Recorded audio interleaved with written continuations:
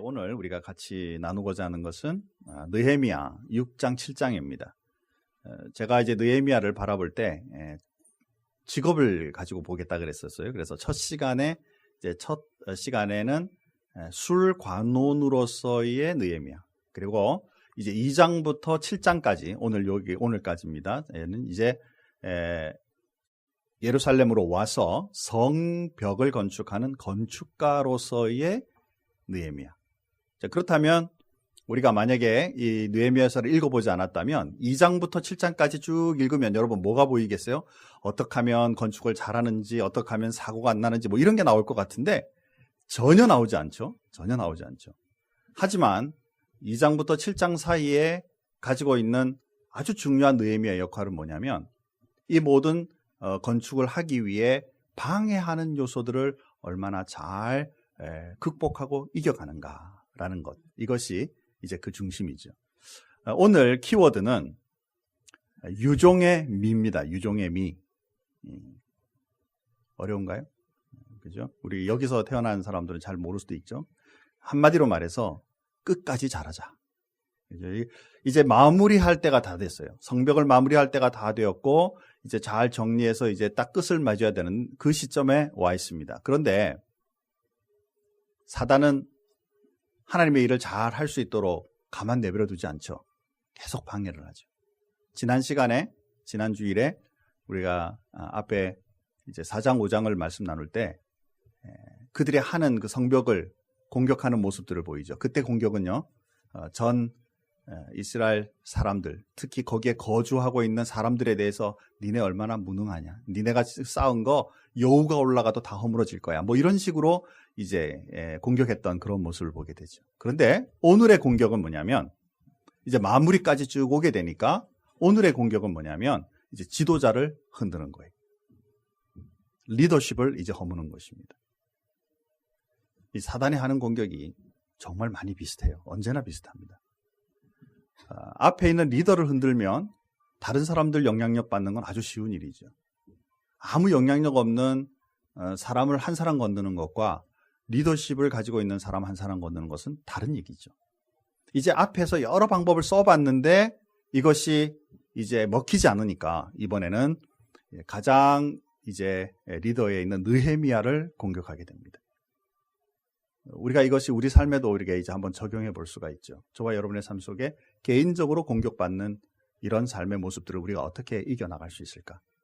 자, 6장, 우리가 7장을 읽었는데 6장 1절 말씀 한번 보겠습니다. 6장, 느헤미야 6장 1절 말씀.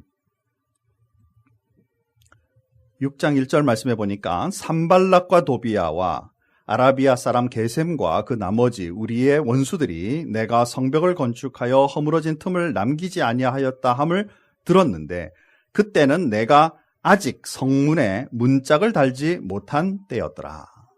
자, 무슨 얘기냐면 이제 거의 다 마무리되었는데 마지막은 뭘로 이제 끝을 맺냐면 문짝, 문들에 들어가는 문을 다 달므로써 마지막을 해야 되는데 아직 요거를 끝나지 못했죠. 그런데 오늘 읽은 7장 1절에 보니까 이제 그 문짝을 다름으로써 끝나게 됩니다. 마지막으로 이제 막판에 온 거예요.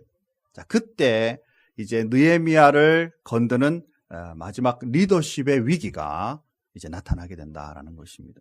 자, 첫 번째 공격은 무엇이냐면 음모예요. 음모. 6장 읽지 않았기 때문에 2절 말씀해 보면 산발락과 게셈이 내게 사람을 보내어 이르기를 오라 우리가 오노 평지 한 촌에서 서로 만나자. 저를 한번 보시죠. 지금 이제 앞에서 여러 가지 공격의 모습을 가하다가 이게 안 되니까 이번에는 이제 직접 느헤미야에게 얘기합니다.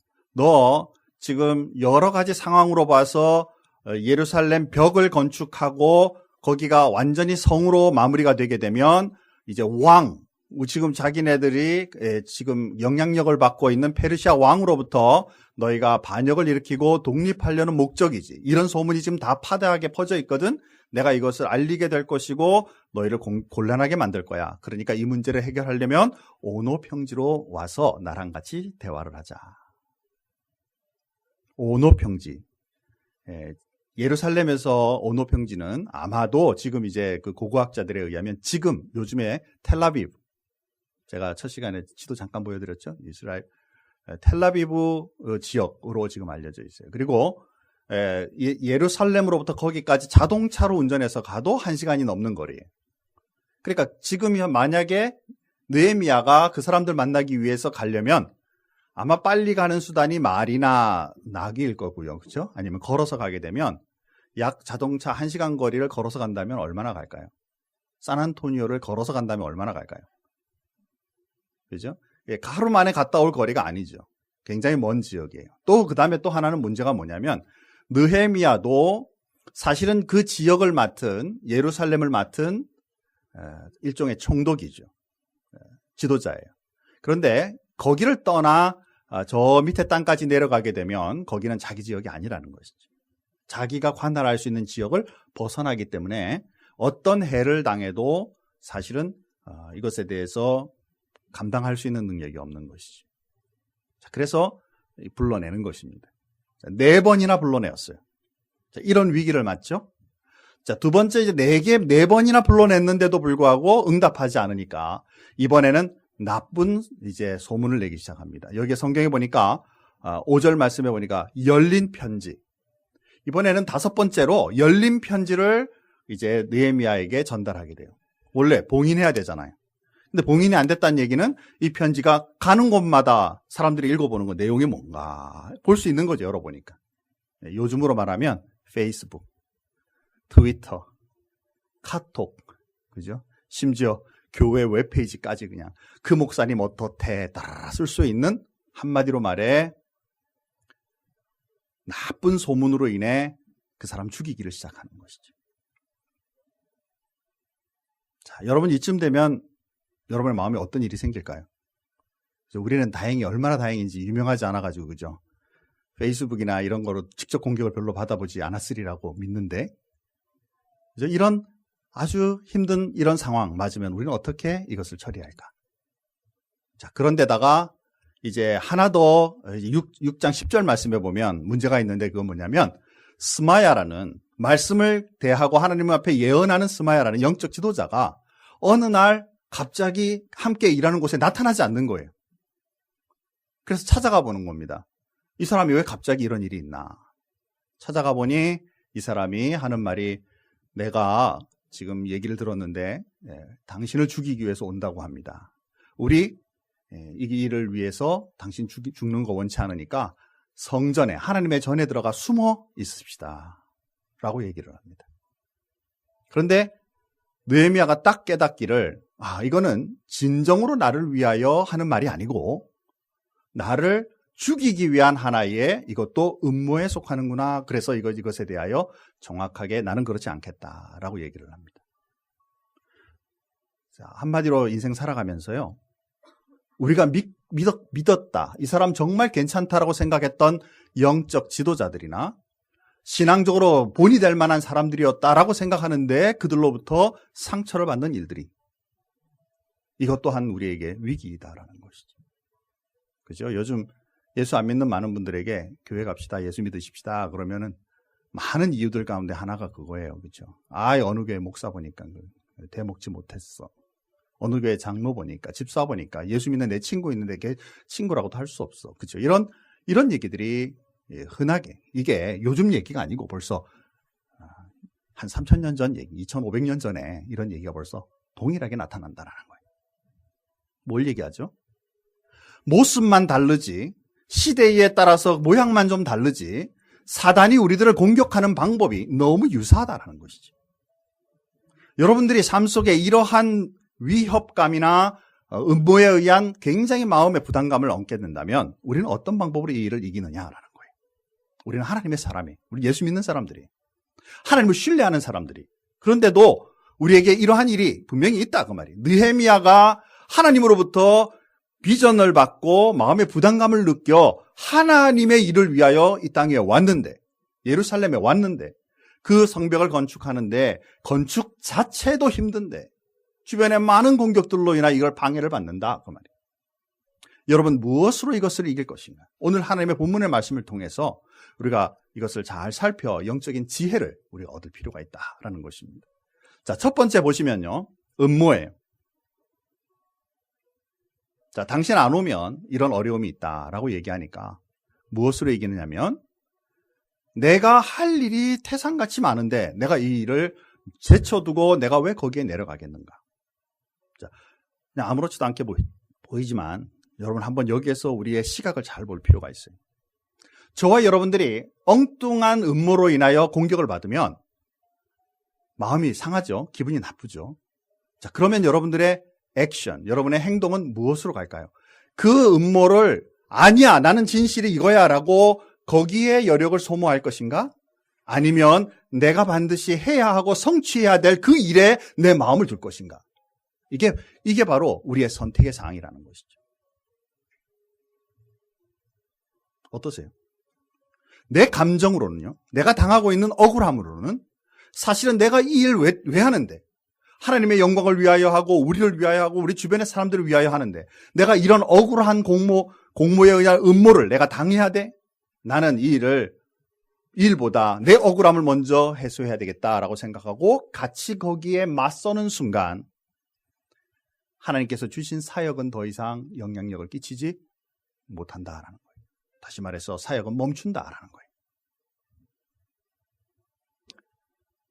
신앙생활 동일합니다. 그렇죠? 하나님의 일을 열심히 하다 보면 교회에서 이런 일들이 발생하죠. 그러면 그 억울한 거 풀다가 그냥 진짜 우리가 해야 될 사역들을 그냥 버려버리는 일이 발생하죠. 우리 정치도 동일합니다. 우리 한국의 작년에 리더십 바뀌었죠. 그 부분을 보면서도 굉장히 가슴이 아픕니다. 어떤 일들이 발생할 때 마무리까지 잘하고 또한 새로운 일들이 진행될 수 있기를 바라는데 이런 일들이 이 지도력이 흔들리게 되면 나라 전체가 흔들리고 또 주변의 국가들로부터 우스꽝스러운 그런 모습을 당하게 된다는 것입니다. 내 개인의 삶 속에 여러분이 가지고 있는 직장이나 또 학교나 여러분의 사업 터전에서도 동일합니다. 많은 일들이 올 때 자, 이 억울함을 풀기 위하여 여력을 거기다 쏟을 것인가? 아니면 내가 반드시 해야 할 일, 하나님께서 나에게 인생을 통하여 반드시 주시고 이 억울함은 하나님의 손에 올려드려 언젠가 반드시 진리가 나타날 것을 나는 믿는 믿음으로 내가 해야 될 일에 우리의 삶을 집중할 것인가? 이것을 살펴야 한다는 것이죠. 분명히 이 일에 대해서 나중에 혹시 내가 잘못 대처하면 왕으로부터 반역자로 취급을 당할지 몰라도 애초부터 자신에게 할 수 있도록 권한을 허락한 이 예루살렘 성벽을 위하여 오히려 더 투자하고 그들에 대해서는 오히려 제쳐두고 그 일을 마무리 짓는 일에 여력을 다하는 느헤미야의 모습을 보게 된다는 것이죠. 신앙생활 하면서 때때로 교회 일 하다가 여러분 혹시 마음의 상처를 받더라도요, 여러분에게 주신 직무에 우리의 시각을 먼저 둘 수 있는, 바라보고 있는 삶의 그 시각의 태도를 우선순위를 잘 정할 수 있는 그런 그리스도인이 될 수 있기를 주님의 이름으로 축복합니다. 왜냐하면 우리에게 주어져 있는 그 사명을 잘 감당함으로 나도 그리고 주변에 있는 사람들도 무엇보다 이 일의 근원 되신 하나님께 영광이 되는 일이 먼저이기 때문에 그래요. 이것이 수행되지 않고 내 감정에 휩쓸리는 순간 사단의 공격에 넘어가는 것이고 이것으로 인하여 일도 망가지고 결국 명예회복도 더디지고 어렵게 된다라는 사실이죠. 두 번째 상황은 이거하고 동일합니다. 이번에는 나쁜 상황이죠. 억울한 상황이에요. 요즘으로 말하면 아까 말씀드린 것처럼 심리전이죠. 페이스북에 막 이상한 글이 올라와요. 교회에 막 사이트에 목사님을 막 음해하는 글들이 막 올라올 수 있죠. 어떤 때 이것이 진리일 수도 있겠지만 대다수 경우가 아닌 경우가 더 많죠. 자, 그래도 사람들은 진리를 듣기 좋아해요? 아니면은 루머를 듣기 좋아해요? 진리죠, 그죠? 여러분 진리이기를 주님의 이름으로 축복합니다. 아멘입니다, 그렇죠? 근데요, 많은 사람들이 분별하지 않습니다. 대부분의 사람들이 분별하지 않습니다. 아주 제가 지난주에 책을 보다 보니까 사람들이 내가 이거 잘못하면 어떡하지? 라는 것에 대해서 이걸 이렇게 내가 두려워하는 거 90%의 사람들은 관심 없다. 10%의 사람들은 좀 관심이 있을지 몰라도 안 되기를 더 바라는 사람들이 많다. 뭐 이런 걸 들어본 적이 있어요. 그래서 대다수 일어나는 일들에 대해서 이런 나쁜 루머들이 사실 우리는 부정적인 쪽으로 더 많이 보는 시각이 있어요. 자, 그렇다면 열린 이 편지가 돌아 들어오고 또 거기에다가 첨부까지 합니다. 네가 이런 일에 대해서 하고 있는 거 이미 사람들이 다 알고 있을 뿐만 아니라 내가 분명히 이 일을 내가 왕에게 알려서 너 어려움을 주게 하겠다라고 지금 얘기를 하는 것이죠. 이때 느헤미야는 이렇게 말합니다. 그 일은 너희들이 만든 것이고 나는 내 일에 대하여 할 일을 그대로 다 감당하겠다. 말은 쉽게 하죠. 여러분 같으면 이 상한 마음을 가지고 여러분의 삶에 하루하루의 삶에 일어나고 있는 일들을 쉽게 감당할 수 있겠습니까? 마음이 엄청나게 지금 상해 있는데 책을 보려고 학교에 책을 딱 피면 책이 눈에 쏙쏙 들어오겠습니까? 마음이 엄청나게 지금 상해 있는데 제가 일하고 있는 일터전에 커스터머가 고객이 온다면 그분을 웃으면서 정확하고 정말 아름다운 마음으로 대할 수 있겠습니까? 정말 이런 음모까지 당하면서 내가 이 성전을 이거를 내가 건축해야만 할까라는 마음이 느헤미야에게 왜 안 들었겠냐라는 것입니다. 그러나 더 우선순위는 뭐냐면 이것은 분명히 음모이고 그리고 이 일에 대하여 분명히 언젠가 진리가 드러날 것이라고 믿는 믿음. 그 다음에 그에게도 마음의 두려움이 있기 때문에 우리가 말씀해 보니까 뭐라고 말하느냐면 하나님 이 일을 이길 수 있는 힘을 주십시오라고 하나님 앞에 기도하는 모습이 나타난다라는 거예요. 사랑하는 성도 여러분, 이건 성경이니까 할 수 있고 나는 할 수 없어 라는 마음이 아니기를 주님의 이름으로 축복합니다. 우리 살아가면서 이런 상황이나 여건들을 언제나 당할 수 있어요. 그러나 내 시각과 내 마음에 있는 믿음은 무엇을 가지고 바라보고 있는가? 이 문제를 근본적으로 해결하는 그 능력은 어디에 있는가? 이것을 볼 수 있는 그리스도인이 되어야만 한다는 것이죠. 느헤미야는 이 일을 잘 이기고 있는 모습을 보게 됩니다. 자, 그리고 스마야의 영적 공격, 영적 지도자에 대한 실망감은 자, 이렇게 표현해요. 자, 우리 하나님의 전에 들어가서 숨자. 그리고 이것에 대해서 우리가 잘 숨어 있으면 그들이 우리를 공격해도 우리가 죽지 않지 않겠는가? 이것에 대해서 느헤미야는 내가 왜 도망을 가는가? 내가 나 같은 존재가 어떻게 감히 하나님의 전에 들어가 내 목숨을 부지하겠다고 숨겠는가? 나는 그러하지 않겠다라는 얘기를 해요. 자, 사랑하는 성도 여러분, 요즘에 어려움을 겪으면 사회에서는 교회나 성당이나 이런 곳을 함부로 할 수 없기 때문에 이런 데 숨어 들어가는, 그래서 거기에서 잠시 몸을 추스리면서 이제 억울함을 하는 일들이 지금도 보편화되어 있죠. 그래서 함부로 거기 성당이나 교회에 들어가고 나면 공권력을 행사 못하도록 지금 법으로도 우리는 지금 세상도 지금 작용을 하죠. 자, 그런데 왜 느헤미야는 그 방법을 택하지 않느냐라는 거예요. 우리는 이미 그 다음 성경을 읽으면서 답을 보고 있기 때문에 이게 느헤미야가 굳건하기 때문이야 라고 생각하겠지만 두려움을 가진 저와 여러분 같으면 이 말이 쉽게 들어오지 않을까라는 거예요. 특히 영적 지도자잖아요. 예언하는 자라면 하나님의 말씀을 전하는 사람이잖아요. 자, 그렇다면 그 얘기를 들으면 또 하나님께서 이 사람을 통해서 내가 이제 마지막 막판에 어려움 당하지 않도록 또 나를 보호하시나 보다 하고 그 말 따라 들어갈 수도 있잖아요. 그런데 왜 그러지 않았을까라는 거예요. 하나님의 원리에는 성전은 숨는 곳이 아니에요. 하나님의 전은 예배하는 이 예배당은 우리가 숨기 위해서 오는 것이 아니에요. 여기에서 사랑받고 여기에 사람들로부터 인정받고 여기에 있는 내가 지금 공허한 마음을 채우기 위한 것이 교회가 아니에요. 교회는 먼저 하나님을 예배하는 곳이고 우리가 먼저 하나님 앞에 드리는 곳이고 그리고 교회의 목적 자체가 하나님의 전 자체가 하나님을 위하여 있는 곳이지 우리의 목숨 부지에 있지 않다라는 것을 지금 이 느헤미야가 분명히 깨닫기 때문에 말씀을 적용하여 이것에 대하여 반박하며 하지 않기로 결정한다라는 거예요. 말씀해 보니까 제가 이 묵상하면서 두문불출이라는 말이 나와요. 두문불출. 뭐죠? 갑자기 이름 다시 한번 돌아가겠습니다. 한번 보십시다. 자, 몇 절이면 6장 13절 말씀 한번 보십시다.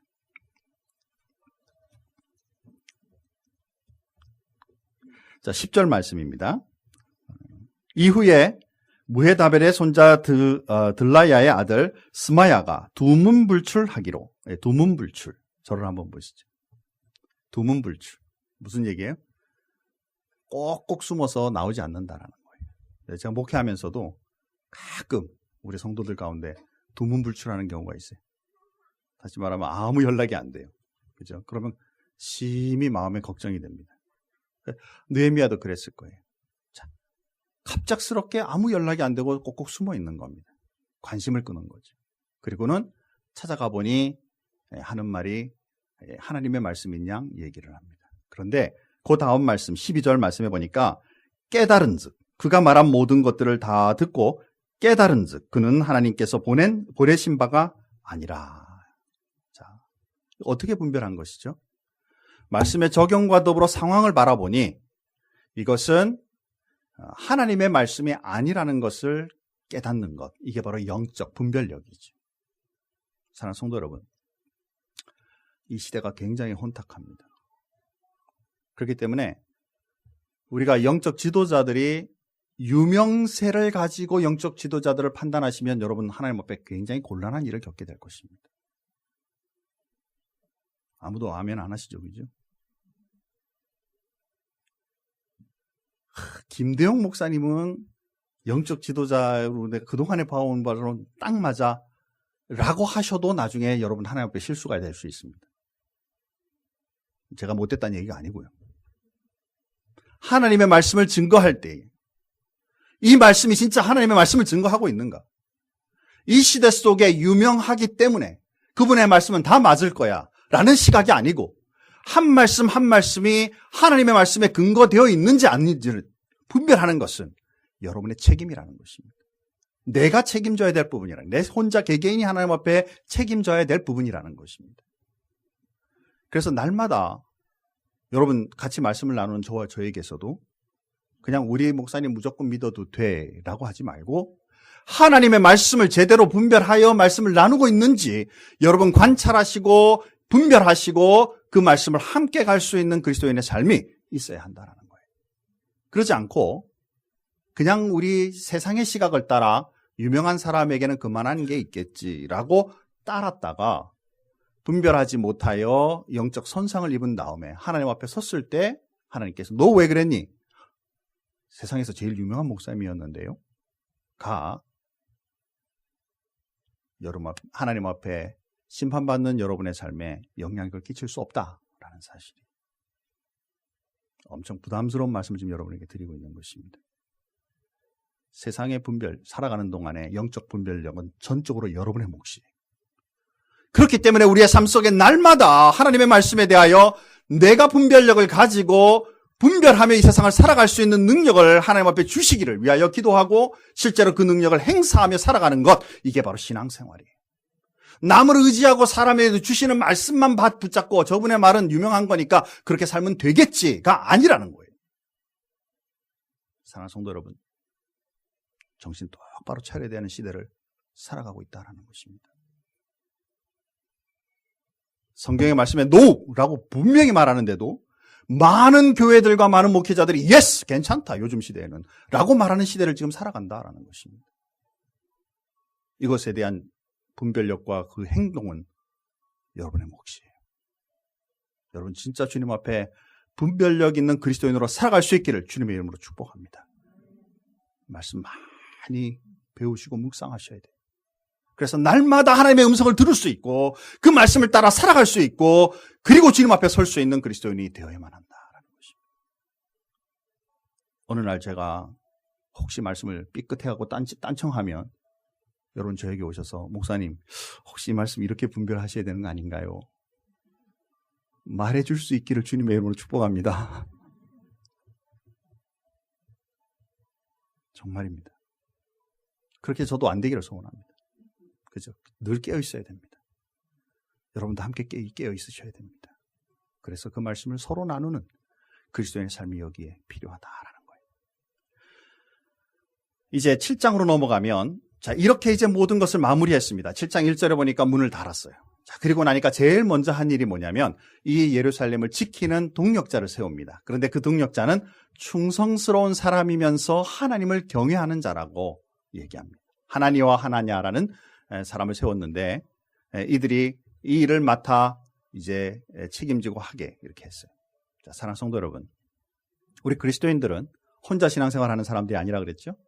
주변에 동력자들이 많아야만 합니다. 같이 가는 사람들이에요. 그런데 그 같이 가는 사람은 어떤 사람이어야 되느냐? 적어도 박사여야 돼요. 맞나요? 돈이 많아야 됩니다. 맞습니까? 굉장히 지혜로운 사람이어야 됩니다. 맞습니까?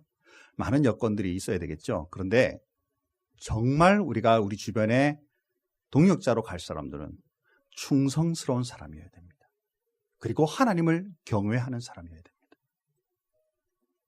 충성스럽다 이 말은 한 번 하면 그 일을 마지막 마칠 때까지 끝까지 같이 간다라는 뜻이에요.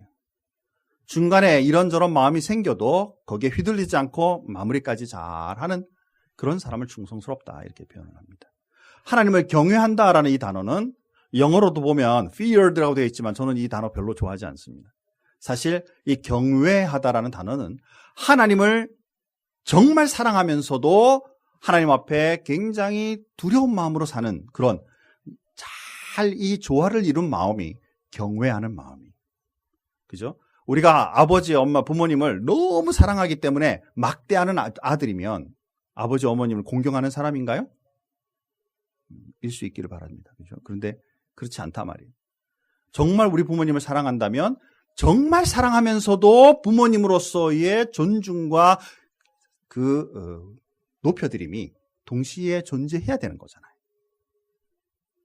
하나님을 사랑한다, 경외한다라는 뜻은 하나님은 우리를 위해 목숨까지 들여 우리를 구속하시지만 그러나 불의하고 주님 앞에 바로 서지 않는 자들에게 되는 벌하시는 하나님이신 것을 동시에 잘 균형 맞춰 살아가는 그 사람이 바로 경외하는 사람이죠. 저와 여러분의 주변에 이렇게 하나님을 경외하며 충성된 사람이 많기를 주님의 이름으로 축복합니다. 이를 위해 날마다 기도해야 됩니다. 하나님, 내 주변에 동력자를 많이 붙여주십시오.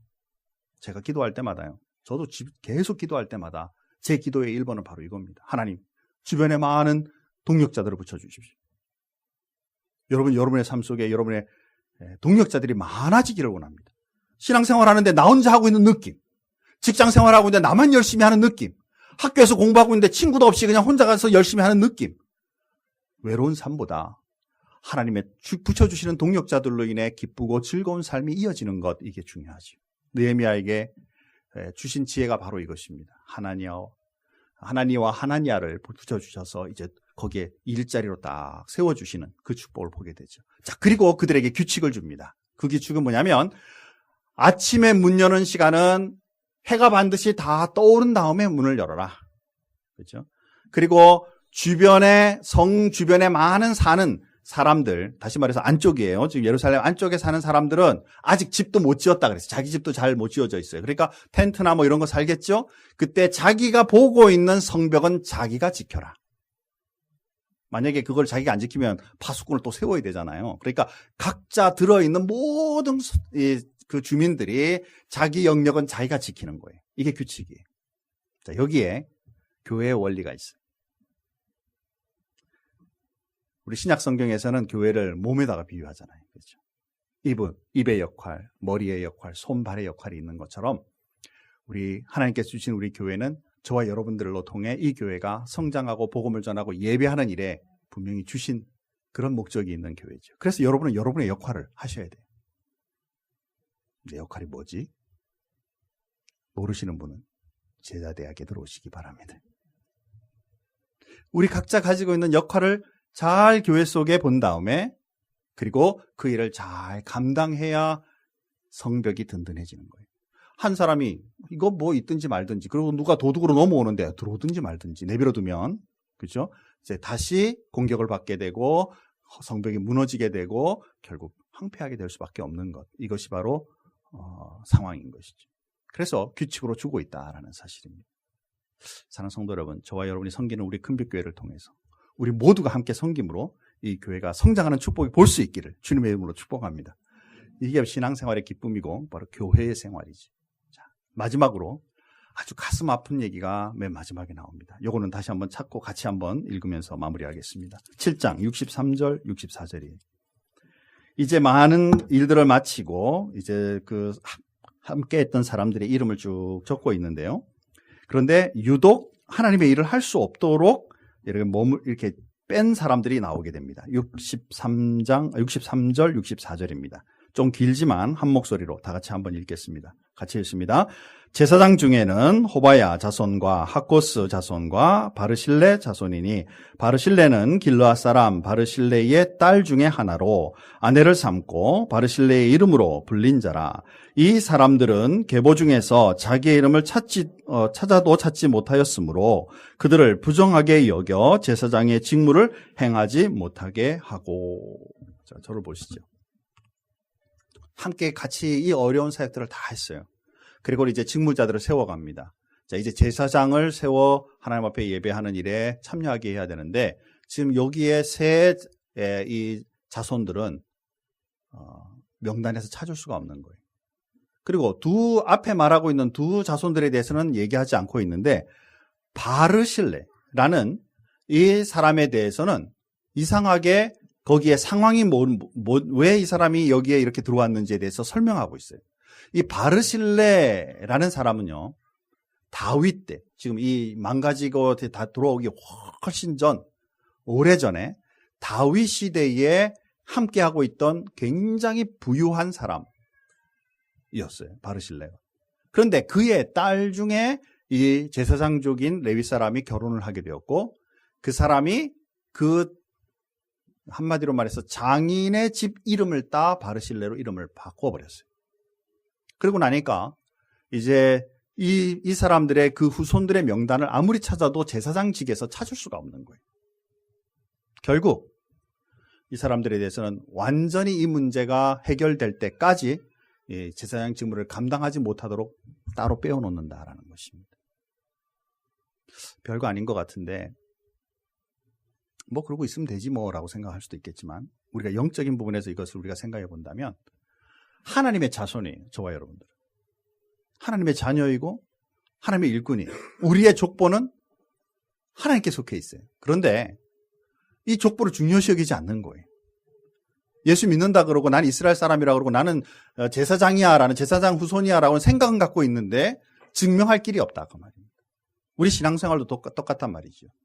분명히 하나님의 사람으로 일하고 있는데 알고 보니까 내 마음속에 하나님으로부터 받은 그 귀중함과 그 직무를 별로 그렇게 중요시 여기지 않고 살아온 우리의 모습. 예수를 믿는다라고 생각하는데 세상 사람처럼 동일하게 살면서 믿음 없이 살아가는 모습. 이런 모습이 바로 여기에 속한다라는 것이죠. 성경에 보니까 분명히 세상 열심히 산 다음에 마지막에 예수님 앞에 섰을 때 예수님이 딱 보시면서 내가 니네를 도무지 모른다라고요. 가난한 자를 도왔고 내가 힘든 자를 도왔고 제가 열심히 했습니다라고 말하는데 주님은 내가 너희를 도무지 알지 못한다라는 말씀을 성경에서 하는 것을 보게 되죠. 정말 주님 앞에 귀중한 직무를 가지고 있는 이 직무를 앞에 있는 그 위에 있는 조상들로부터 지금까지 귀중히 여기고 그 자손들에게 그것을 알리고 그것을 기록으로 남겨서 계속 그 일을 했더라면 이 후손들이 이것에 영향력을 받지 않고 하나님의 일을 잘 감당하는 제사장의 직무를 할 수 있었을 텐데 위에 선조들이 그것에 대하여 별로 관심이 없으니까 후손들은 결국 하나님의 일에서 제외되는 그러한 일을 당하게 되는 것을 보게 된다는 것입니다. 사랑하는 성도 여러분, 여러분들은 저와 여러분의 후손들을 위해서 뭘 남기고 싶으십니까? 돈, 재능, 그렇죠? 가문 좋은 이 바실레의 가문 남겨줄 수 있겠지만 정말 남겨줘야 되는 것은 바로 예수 그리스도의 능력과 은혜인 것입니다. 우리 후손들에게, 우리 자녀들에게 하나님의 살아계심과 그 은혜를 따라 살 수 있도록 늘 그들을 세워주고 그들에게 이 신앙의 중요성이 무엇인지를 늘 알려줌으로써 영적 가문이 지속해 흘러갈 수 있는 축복이 있어야만 하겠다라는 것이죠. 자, 이제 마무리하겠습니다. 사랑하는 성도 여러분, 리더십을 지키기 위해서는 많은 부분이 필요합니다. 억울한 것보다 먼저 사명을 볼 수 있어야 됩니다. 그리고 그 일을 위하여 혼자 하는 것이 아니라 많은 동력자 주시기를 주님 앞에 기도해야만 합니다. 그리고 이 어려운 모든 상황들을 끝까지 마지막까지 잘 마무리하는 유종의 미가 우리에게 꼭 필요합니다. 그래서 우리의 신앙생활에 하나님을 향한 열정과 주님이 주신 그 비전이, 그 사명이 중간에 없어지거나 흐트러지는 일이 없도록 주님 앞에 든든히 서 있는 믿음의 사람들, 하나님의 일꾼으로 살아가는 그런 그리스도인의 삶이 우리에게 반드시 있도록 하자. 마지막 한번 따라서 합시다. 크게 합시다. 끝까지 잘하자. 한 번 더 합시다. 끝까지 잘하자. 네. 제가 잘 쓰는 말이에요. 힘들고 어려운 일이 저한테 오면 제 와이프가 아주 잘합니다. 끝까지 잘하자. 우리 신앙생활에 이것이 필요하다. 다 같이 기도하시죠. 하나님 아버지 은혜와 사랑을 감사합니다. 오늘 본문 말씀을 통해서 느헤미야가 이제 개인적으로 또 전체로 보면 리더십에 굉장한 영향력을 미치는 그런 악한 일들이 일어납니다. 그러나 이 모든 것에 연연하지 않고 하나님이 주신 그 사명에 초점을 맞추며 하나님의 말씀의 능력으로 분별하고 그 분별력을 가지고 이겨나가는 모습을 우리가 보게 됩니다. 우리 사랑하는 모든 성도님들과 부족한 종에게 이 세상 살아가는 동안에 이 지혜를 허락해 주시기 원합니다. 일어나고 있는 일들에 우리의 눈을 맞추고 억울함이나 또 불편한 일이나 또 사람들로부터 열등하게 느껴지는 일들에 우리의 눈을 맞추면 우리는 결코 승리할 수 없습니다. 결코 주님께서 우리에게 주신 그 능력으로 이 세상을 이겨나갈 수 없습니다.